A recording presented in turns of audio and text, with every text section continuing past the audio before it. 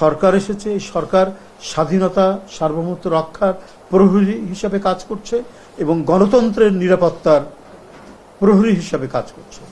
সুতরাং এই সরকারের বিরুদ্ধে অনেক ষড়যন্ত্র চক্রান্ত আছে। পরাজিত শক্তিরা নানা চক্রান্ত ষড়যন্ত্র করতে পারে, ভাবমূর্তি বিনষ্ট করার চেষ্টা করতে পারে।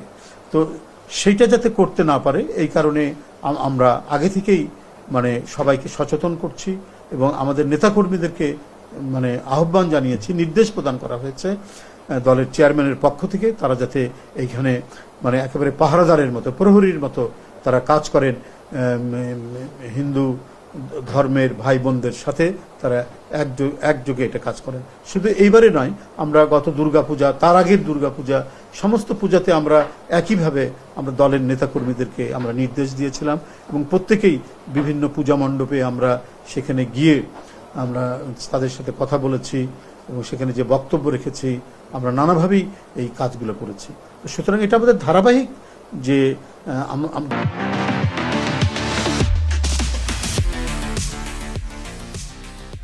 যে দায়িত্ব পালন করেছি হিন্দু ধর্মাবলম্বী সম্প্রদায়ের যে তাদের যে পূজা পার্বণ, তাদের উৎসবে আমরা দেশের নাগরিক হিসেবে তাদের পাশে থাকা, তাদের নিরাপত্তা বিধানের জন্য যে কাজগুলো করেছি। এবারও তাদের এই রথযাত্রা যে উৎসব, অন্যতম ধর্মীয় উৎসব রথযাত্রা এবং উল্টো রথের তাদের এই আয়োজনে বাংলাদেশ জাতীয়তাবাদী দল একইভাবে তাদের পাশে থাকবে এবং তাদের সাথে থাকবে, যাতে কেউ কোনো উস্কানি এবং কোনো ধরনের এটিকে নিয়ে কোনো রাজনীতি করার সুযোগ সৃষ্টি করতে না পারে। হিন্দু, মুসলিম, খ্রিস্টান, বৌদ্ধ, অন্যান্য যে সমস্ত নৃগোষ্ঠীরা আছেন সবাই ঐক্যবদ্ধ, যে তারা বুঝতে পেরেছেন যে কারা বিভিন্ন সময়ে এই জাতির মধ্যে, এই অভিন্ন জাতি, এই অটুট বন্ধনে যারা একসাথে বাঁধা আছে, তাদেরকে বিভাজন বিভক্তি কারা করত, এটা তারা বুঝে গেছেন।